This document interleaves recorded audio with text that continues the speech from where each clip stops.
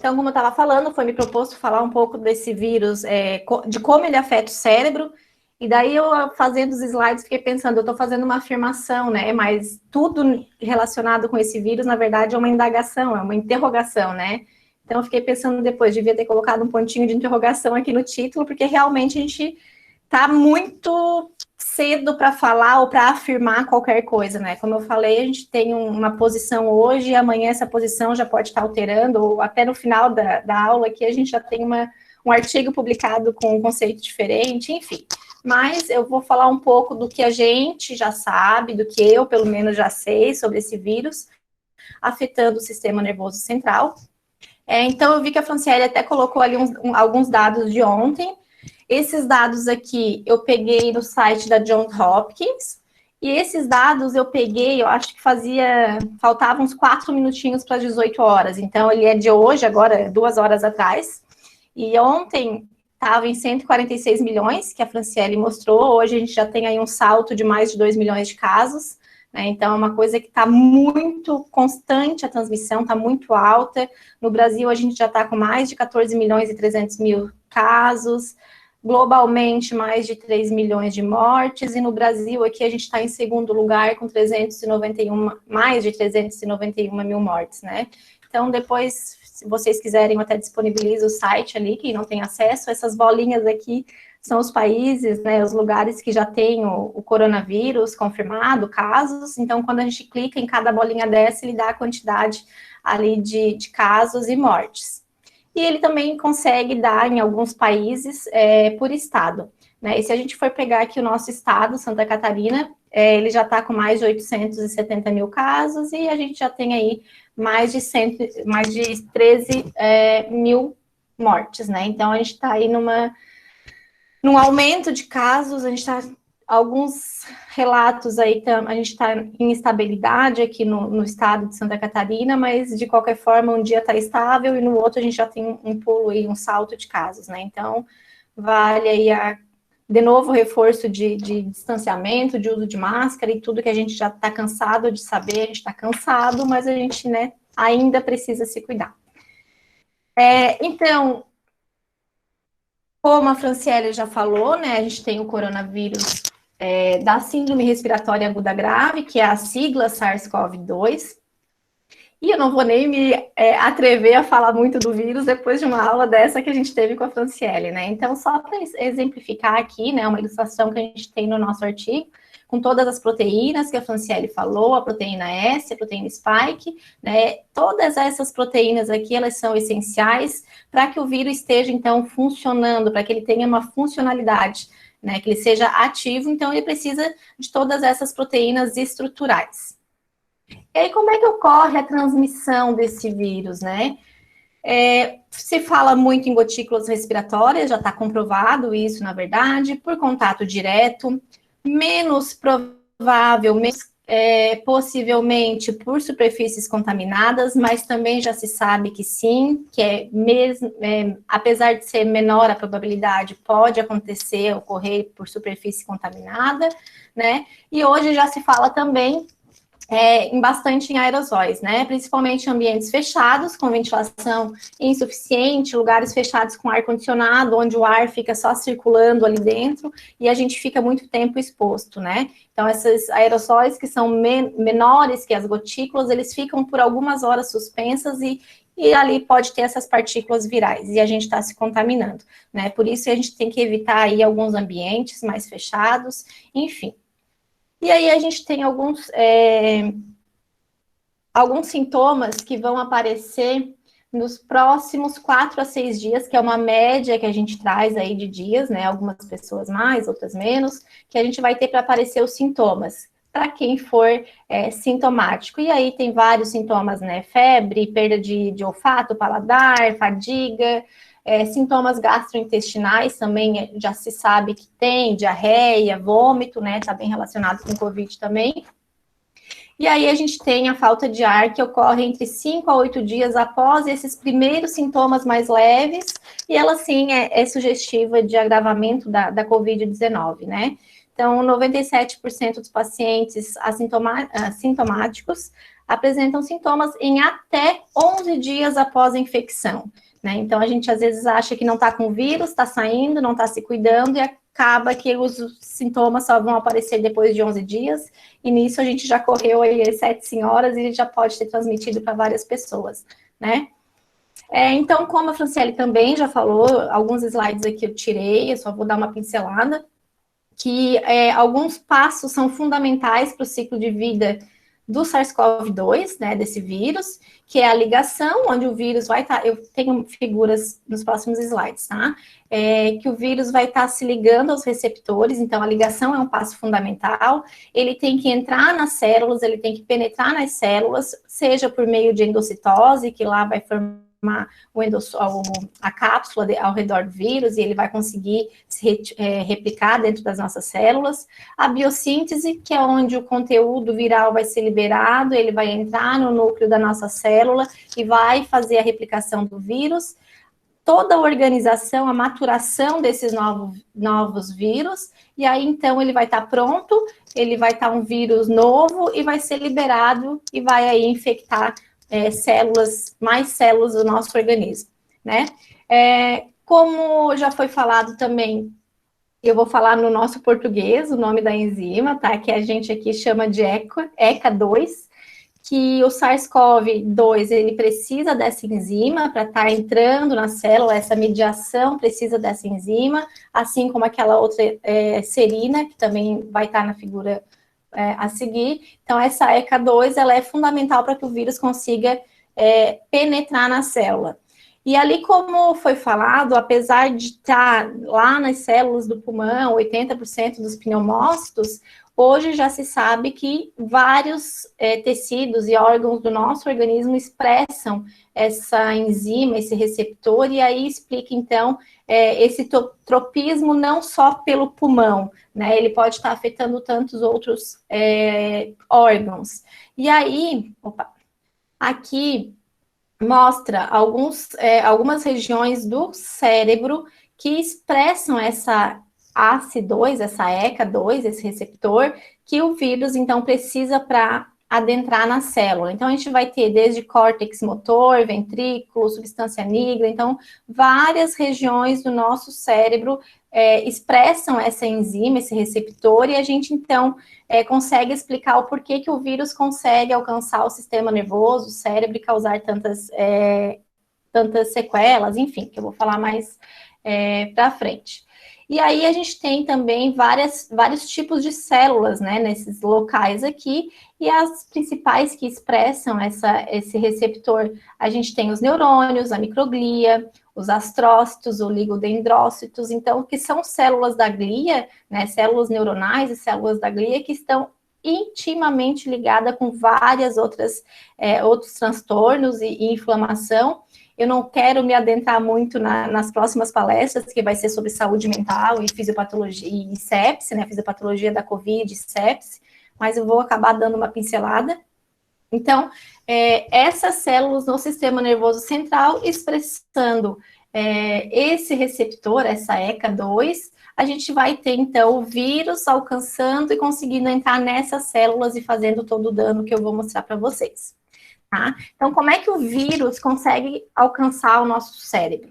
Então, a gente fala que a gente tem dois, eu vou trazer dois, mas eu já vi artigos hoje mesmo, eu vi artigos desse ano, agora, acho que até foram publicados esse mês, mostrando outros métodos também, né? Então, como falei anteriormente, a gente vai descobrindo novos mecanismos de patogenicidade e de patológicos desse vírus, né? Então, a gente pode ter o acesso ao sistema nervoso central, ao cérebro, principalmente, por quebra, disfunção da barreira hematocefálica, que eu vou mostrar também para vocês, eu vou explicar, e a gente também pode ter pela via neural. Essa via neural seria ela mais direta, que nessa imagem da esquerda a gente tem a contaminação da via aérea, né? E aí a gente tem esses nervos olfatórios, né, o nervo trigêmeo, nervo vago, que estão próximos dessa região e o vírus consegue adentrar nesses nervos e consegue chegar ao bulbo olfatório e aí a gente já está no sistema nervoso central. como é que ele faz esse caminho, né? A gente, se for pensar anatomicamente, é um caminho muito mais curto, né? Já está aqui nas vias aéreas para chegar no cérebro, é bem um caminho mais curto. Então, se fala muito de via retrógrada, né? Via neuronal retrógrada, que é onde alguns neurônios aqui, nessa região, eles vão estar endocitando o vírus, e eles conseguem liberar lá na fenda sináptica, eles não, na verdade, o vírus tem toda a maquinaria que faz isso, né? Consegue liberar na fenda sináptica e passa, né, entre aspas, para o próximo neurônio.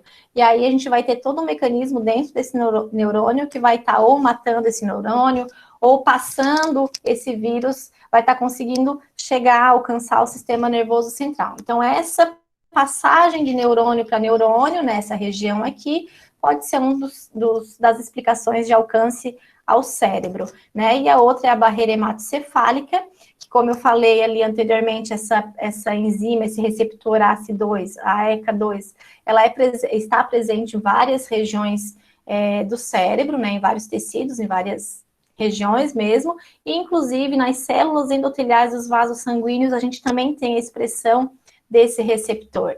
Então, se a gente for pensar, essa via pela barreira hematocefálica, ela também é chamada de via hematogênica, porque ela está lá o vírus na corrente sanguínea chega até o sistema nervoso central, lá nas nossas células, nos nossos vasos sanguíneos, a gente vai ter esse receptor nas células endoteliais, ele vai estar se ligando e o vírus consegue fazer a passagem da barreira hematocefálica. Aqui, não sei se vocês conseguem ver bem, a gente tem dois risquinhos entre as células, uma célula, outra célula, e aqui a gente tem dois risquinhos representando as junções apertadas, que a gente fala.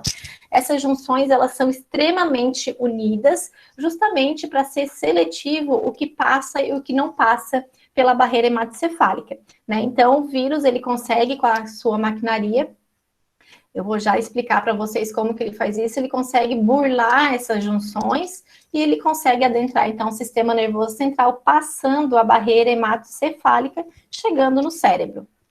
Tá? Então, aqui só para vocês gravarem mais, né, a passagem ali retrógrada de um neurônio para o outro, endocitose, exocitose, libera na fenda sináptica, né, a gente está falando lá nas vias aéreas superiores, e nervo olfatório, e a gente consegue, através desse passe a passe aqui de neurônio, chegar no bulbo olfatório, e aí a gente já está lá no sistema nervoso central praticamente, né, então tem essa passagem de vírus, vamos dizer assim, e vai chegar até o sistema nervoso central. E aí, na barreira hematocefálica, eu vou puxar a farinha sempre para o nosso saco, né, que é o que a gente mais estuda, essa neuroinflamação e principalmente barreira hematocefálica, ela é um dos mecanismos de proteção do sistema nervoso central. A gente tem a pele, né, a gente tem o crânio, a gente tem as meninges que recobrem ali todo o sistema nervoso central, a dura mater, a aracnoide, o espaço subaracnoide, enfim, a pia mater, o espaço subaracnoide, o córtex, e aí a gente vai ter lá os vasos sanguíneos, né, todo o sistema vascular do cérebro, e a gente vai ter a barreira hematocefálica. O que é essa barreira hematocefálica? Então, aqui a gente tem a representação de um vaso sanguíneo, né? E aqui a gente tem toda uma rede de neurônios, de células microgliais, de perícios, de oligodendrócitos, de astrócitos. Então, essa formação aqui a gente chama de barreira hematocefálica. Então, o vírus, lembram lá daquela primeira imagem que eu mostrei, que lá nas células endoteliais tem o receptor, e o vírus consegue se ligar, ele vai ter que atravessar toda essa barreira de células aqui, que a gente chama de barreira hematocefálica, e já foi também visto em estudos clínicos, em estudo pós-mortem até, e até dosado em líquor de pacientes, já foi encontrado o vírus ou partículas virais no líquido céfalo-raquidiano de alguns pacientes. Então, tudo isso é sistema de defesa do sistema nervoso central e o vírus consegue atravessar e chegar e ter alcance ao sistema nervoso central e ao cérebro, né? Então, como eu falei ali, eu ia explicar como que esse vírus consegue atravessar essa barreira hematocefálica, já que ela tem tanta seletividade, né, do que passa e o que não passa. E aqui a gente tem de novo as junções tight, ó, as junções apertadas, me desculpem, unindo as células, fazendo com que nada passe sem ser permitida a passagem, mas o vírus, até por adaptação, enfim, né, ele pode estar criando mecanismos de patogenicidade que não precisam, muitas vezes, passar entre as células, eles não precisam quebrar essas junções apertadas. De novo, nas células endoteliais tem uma diversidade de receptores, o micro-organismo, no nosso caso aqui, o vírus, pode estar se ligando a esse receptor, ele passa por dentro da célula, tá? Ele consegue sobreviver dentro da célula e ele ganha acesso direto para o cérebro, muitas vezes sem evidência de dano, tá? Então, esse é o mecanismo transcelular que o vírus SARS-CoV-2 já foi mostrado que utiliza. Apesar dessa referência ser de 2008, que a gente não tinha o SARS-CoV-2 ainda, né? Mas o mecanismo que ele usa é esse aqui. Um outro mecanismo que já é bem descrito para o acesso do SARS-CoV-2 ao cérebro, opa, tinha animação, eu não lembrei, é o cavalo de Troia, tá? Então, aqui, como eu falei, a barreira ela é seletiva, o vírus ele vai estar fazendo literalmente um cavalo de Troia. Ele vai contaminar o macrófago, ele vai infectar o macrófago. Teoricamente, esse macrófago teria passagem livre por essas junções tight, né, por essas junções apertadas. Então, a minha barreira hematocefálica tem passagem livre para essa célula aqui, que teoricamente não estaria infectada, né, se não tivesse o vírus ali. E aí o meu macrófago vai passar, alcançar o meu sistema nervoso central. Lá no sistema nervoso central, o vírus, o micro-organismo em si, ele mata esse macrófago e aí se libera e começa a se replicar já no sistema nervoso central. Então, ele faz bem esse mecanismo de cavalo de Troia mesmo, né? Presente de grego, literalmente. Então, ele faz isso aí porque, teoricamente, o macrófago, a barreira hematocefálica permite que algumas células passem. O macrófago é um deles, tá? Então, agora eu vou começar a falar um pouquinho do que acontece quando esse vírus chega lá no sistema nervoso central.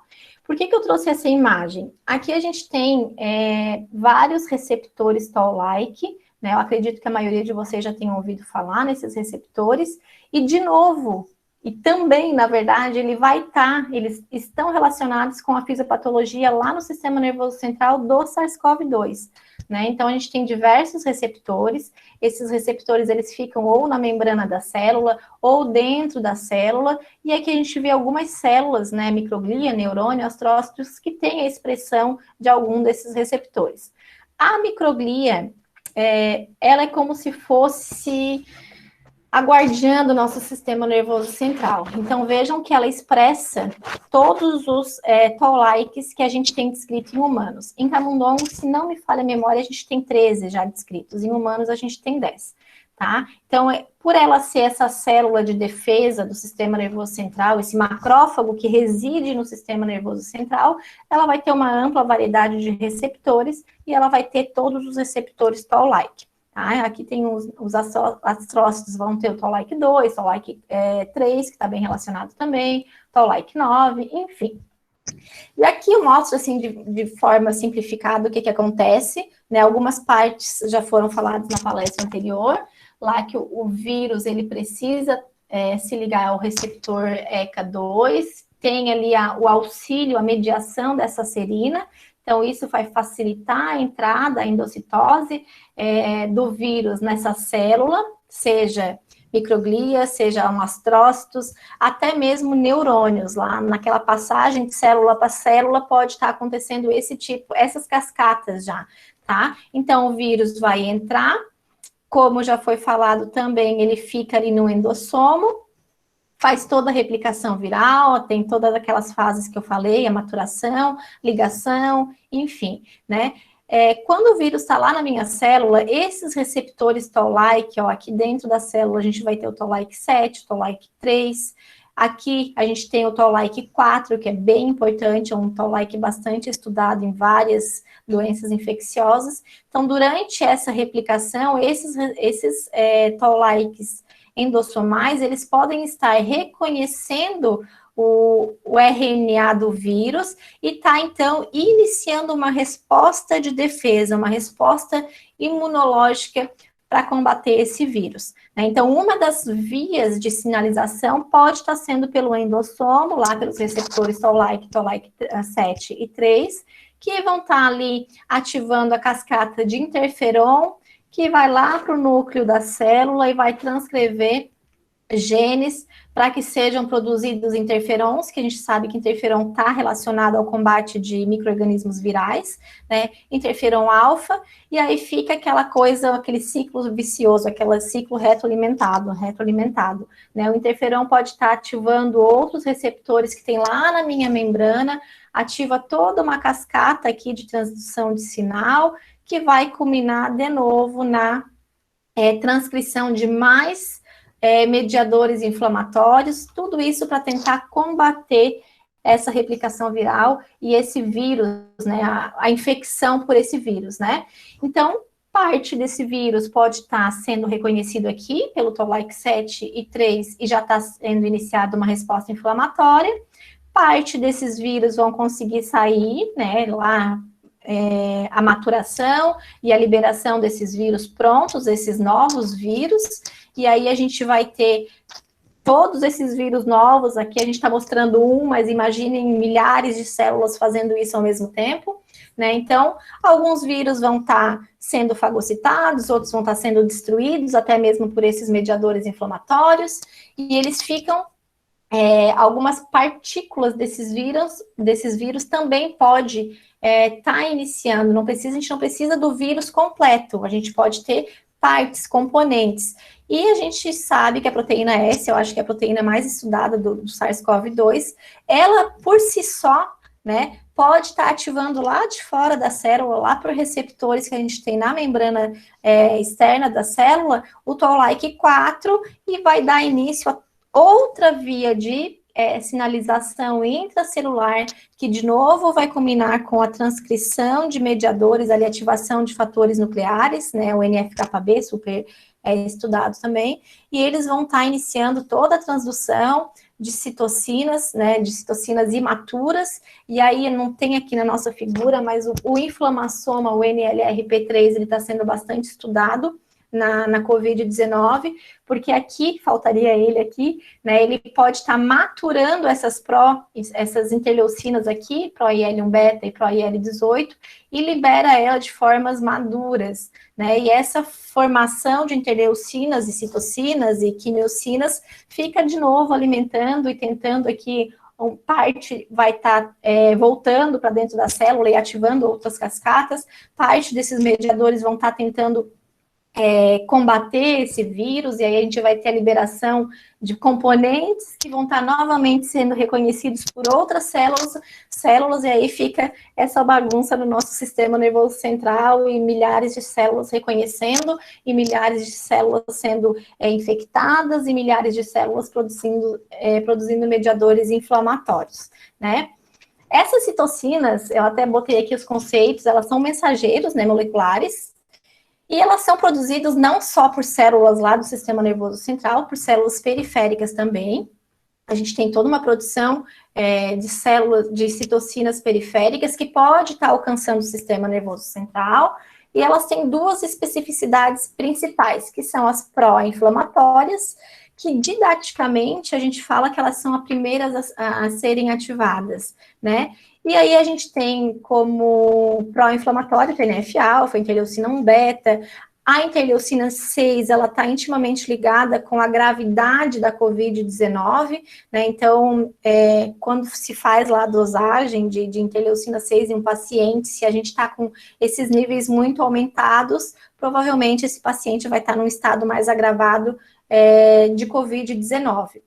Aqui é importante lembrar que, nesse caso, a interleucina 6 está atuando como pró-inflamatória. Em outras doenças infecciosas, e daí eu vou citar a meningite, ela pode estar atuando como anti-inflamatório também, tá? Então, a gente tem essas citocinas pró-inflamatórias, as principais, e a gente também tem as anti-inflamatórias, que vão tentar suprir a liberação dessas aqui. Então, a gente tem interleucina 4, a 10, a IL-13.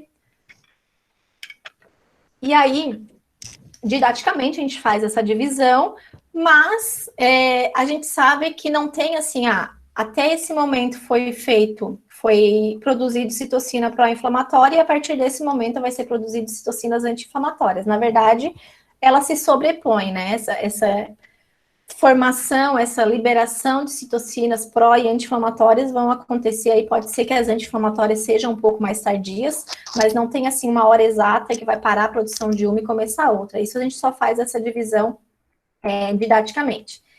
E aí, o que acontece, que também já está relacionado, já tem estudos mostrando relação de estresse oxidativo na COVID-19, né? Toda essa formação, imaginem aqui, ó, esse macrófago aqui no cantinho inferior esquerdo, tá lá toda aquela cascata de sinalização e tradução de citocinas e genes, né, para ser liberado esses mediadores inflamatórios. Então, toda aquela cascata está acontecendo aqui, lá no cérebro, está liberando essas citocinas e quimiocinas. E o que vai acontecer? Como eu falei no slide anterior, elas são mediadores. Então, elas vão mediar alguma coisa, e nesse caso, elas vão estar mediando a inflamação. E algumas delas são quimioatraentes, né? Que são as quimiocinas, principalmente. O que elas fazem? Para que elas servem? Servem para sinalizar a chamada de células de defesa para aquele local que está infectado. Então, o que vai acontecer? A gente tem aqui o vaso sanguíneo, a gente tem leucócitos e tantas outras células de defesa, mas aqui a gente está ilustrando o leucócito. Vai estar lá no meu vaso sanguíneo, essas citocinas começam a sinalizar e esse meu leucócito, ele começa a chegar próximo à parede do vaso sanguíneo e a gente vai ter ali as células endoteliais. Esse leucócito, a gente chama isso aqui de rolagem de leucócito. Na minha cabeça, eu sempre brinco que é uma correia de bicicleta ali que a gente vai pedalando e os dentinhos vão se encaixando, né? Então, o mesmo acontece com essa rolagem de leucócito, tantas proteínas na superfície do leucócito, tanto quanto nas células endoteliais, elas vão se ligando e o leucócito passa e consegue chegar lá no local onde essas citocinas estão emitindo um sinal de alerta que tem que chegar a mais células de defesa. Né? Só que isso aqui, claro que é resposta inflamatória, a gente sabe que é sistema de defesa, só que isso aqui gera muitos radicais livres, enfim, várias moléculas que vão estar gerando um ambiente ali com estresse oxidativo. E, de novo, eu quero que vocês imaginem aquela primeira parte lá, a liberação de citocinas, o vírus entrando na célula, sendo reconhecido, multiplicando, saindo, ao mesmo tempo tem uma parte das células que estão reconhecendo essa replicação dentro das células, essa maquinaria de replicação do vírus, e aí começam a produzir citocinas, e tem outras citocinas que já saíram, que estão matando o vírus, e esses vírus vão ficar ali, alguns componentes soltos que vão ser reconhecidos. Então, tudo isso acontece ao mesmo tempo. E isso aqui acontece ao mesmo tempo também. Claro que a gente tem um gatilho, né, que vai desencadear tudo isso, mas chega um ponto que isso aqui está acontecendo tudo ao mesmo tempo. E aí a gente chama... na COVID-19, a gente chama de tempestade de citocinas, que é aí uma hiperinflamação, que é um dos principais agravantes dos quadros dos pacientes, né? Não vou me adentrar em sepse, porque daí é a palestra do Felipe amanhã. E aqui, às vezes eu falo em microglia e células da glia, e a gente não consegue muito visualizar, né? Então, aqui eu trouxe um videozinho, deixa eu ver se vai funcionar. Só para mostrar, para vocês terem noção do que acontece com a microglia, né? A microglia, ela tem um formato quando ela está num estado de repouso. Quando ela recebe esse insulto lá daquelas células produzindo citocinas e sendo infectadas, que começa a reconhecer, que o nosso sistema de defesa começa a reconhecer esse vírus, né? Que tem alguma coisa ali em alerta. a microglia ela pode mudar o formato para tentar um maior alcance de receptores para estar reconhecendo esses vírus ou essas partículas e estar iniciando toda essa cascata inflamatória, né? Então, aqui eu quero que vocês olhem para vocês terem noção de como acontece de fato a ativação da microglia. Deixa eu ver, ó.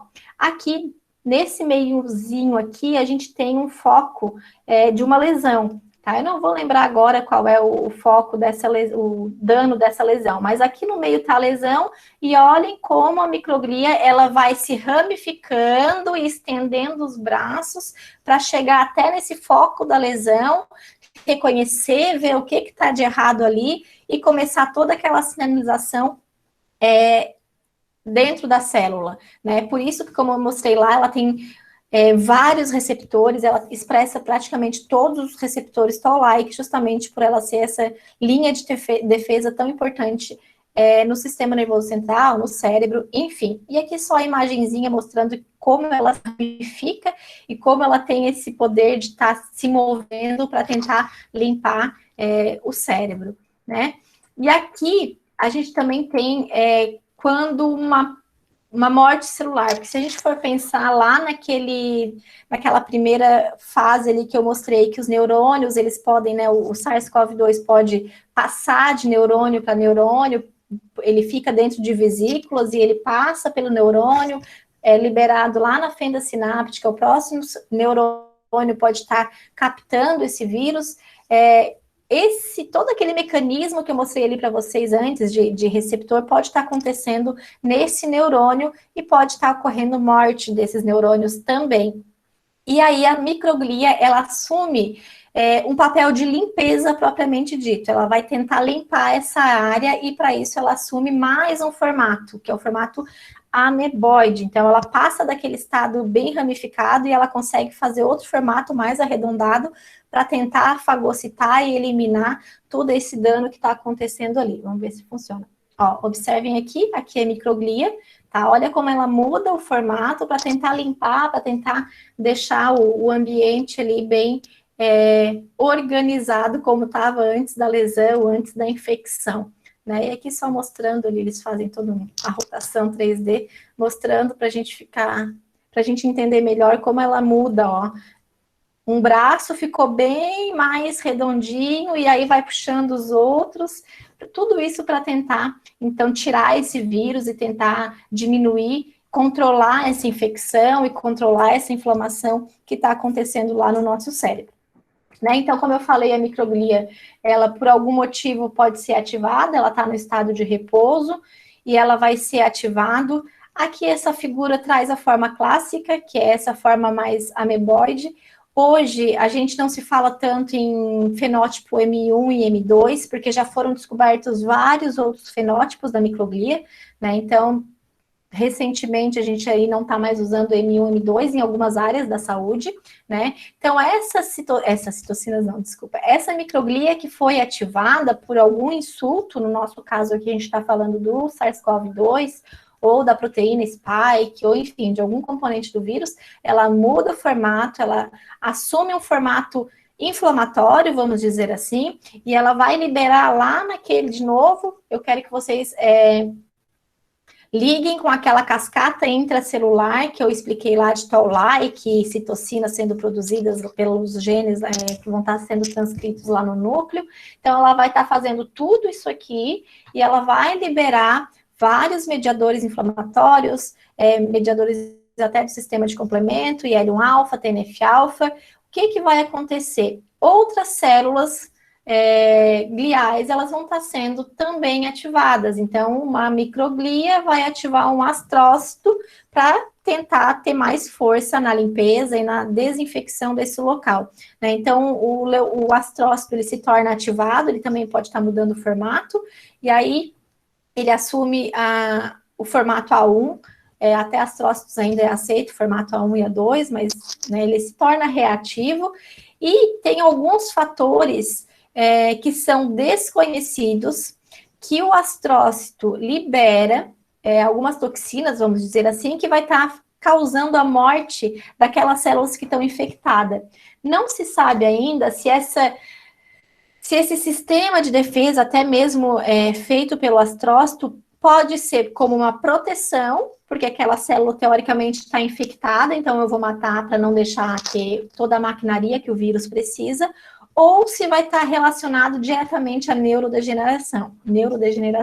Então, hoje se estuda vários caminhos aí, várias hipóteses, né, mas a gente não sabe ainda se está relacionado diretamente com a neurodegeneração, no caso da Covid, ou como um sistema de proteção. Aqui só para grifar mais ainda, né, os neurônios, aqui a gente tem um neurônio que está morrendo por fatores desconhecidos, enfim, várias moléculas inflamatórias que foram produzidas por células vizinhas, vão estar ativando a microglia. A microglia libera vários fatores inflamatórios, mediadores inflamatórios, vai estar ativando mais astrócitos, e aí fica de novo, né, fica nesse ciclo vicioso de novo. Esses astrócitos, eles liberam aqueles fatores que não se sabe direito ainda o que são, que pode estar causando morte neuronal, e essa morte neuronal vai estar ativando a microglia, enfim, toda essa inflamação fica ali sendo alimentada, né? Então, nesse artigo aqui, que é um artigo do nosso laboratório, até o professor Alexandre, que vai fazer a palestra amanhã, ele é um dos nossos coautores, que nos ajudou muito a escrever esse artigo, é um artigo de revisão que a gente publicou esse ano, né? E nesse artigo a gente encontrou aí diversos fatores neurológicos que são provocados tanto pela reação inflamatória, toda essa reação de neuroinflamação que eu mostrei para vocês, quanto pelo contato direto do vírus, né? Lá pelo reconhecimento nas vias aéreas e chega ao sistema nervoso central, então pode ser por fatores diretos ou por fatores indiretos, que a gente fala que é essa neuroinflamação toda aí associada. Então, a gente achou diversas lesões, como edema, lesão hemorrágica, isso aqui em cérebro pós-mortem de pacientes COVID, tá? Desde lesão hemorrágica, hidrocefalia, atrofia, infartos, né, que a gente aí sabe que está bastante relacionado, é bastante comum encontrar pacientes que tiveram AVCs, né, os derrames, tanto hemorrágico, mas principalmente o isquêmico, né, e aí a gente tem aqui para confirmar que esses pacientes também tiveram aquela reatividade, aquela ativação de astrócitos, gliose, dano hipóxico isquêmico, né, várias outras coisas relacionadas ou causadas por essa reação inflamatória, indiretamente ou pelo vírus diretamente no cérebro. Isso a gente está falando de cérebro mesmo, tá? Não de outras regiões. E aí, só para mostrar esse grupo aqui, Ling Mal, não sei como é que se pronuncia, eles foram os primeiros pesquisadores que lá em junho de 2020, eles publicaram esse artigo na JAMA, né, mostrando que sim, que os pacientes esses pacientes, né, de COVID tiveram danos neurológicos. Então, eles foram os pioneiros a mostrar que, de fato, chegava no sistema nervoso central, que não se limitava apenas à lesão no pulmão, né, que tantos outros órgãos eram afetados, e eles mostraram que de 214 pacientes, 78 apresentaram manifestação neurológica, né, que a mais comum foi dor de cabeça, cefaleia, tontura, perda de paladar e olfato, né, e eles também viram que esses danos neurológicos, eles eram mais comuns em pacientes com acometimento da forma grave da doença, né, então aí os pacientes que tiveram AVC, comprometimento de memória, seja por ter tido um AVC e ter ficado sem oxigenação no cérebro, eles tiveram essa tempestade de citocinas, né, que a gente viu, linfopenia, que também é bem significativo nos pacientes para agravar o quadro de COVID, níveis aumentados de proteína C reativa, então um conjunto aí de coisas inflamatórias e mediadores inflamatórios, eles viram que esses pacientes que tinham esse conjunto, eles tiveram mais manifestações neurológicas, né? Aqui eu não vou me adentrar, porque daí já é a parte do Alexandre amanhã, mas só para mostrar que sim, que todos esses danos ali causados por esse acesso ao sistema nervoso central e essas mortes neuronais e morte de microglia, tudo isso, dependendo da região que afeta, né, o nosso sistema nervoso central, a gente pode não ter somente um dano neurológico, um AVC, né, uma necrose cortical, uma apoptose hipocampal, mas que isso também está relacionado com transtornos psiquiátricos, né? E a gente tem estresse, depressão, ansiedade, tem vários outros transtornos que podem estar sendo causados pela Covid-19, pelo acesso ao cérebro do SARS-CoV-2. Né? Então, aqui, só para finalizar, toda essa fisiopatologia lá no sistema nervoso central, lá no cérebro, a gente precisa tá estudando para ver esse efeito duradouro, porque vai estar levando, sim, a vários efeitos, a vários transtornos neuropsiquiátricos e neurológicos que a gente, mesmo saindo da pandemia, a gente vai ter que lidar com esses transtornos que a gente está aí vendo que vão ser bastante deletérios na nossa comunidade e também que não vai afetar só o paciente que teve a Covid-19, né? E toda a pandemia em si, desde desemprego, isolamento social, isso tudo vai estar sendo explicado pelo professor Alexandre amanhã, mas que a gente já sabe, a gente já está vendo, né? A gente já está aí há um ano e pouquinho, a gente já está vendo o resultado desse isolamento, dessas sequelas, seja na família, seja no paciente. Então, a gente tem que realmente estudar muito para tentar entender mais essa doença que está aí dando um banho na gente, para tentar solucionar um pouco a coisa.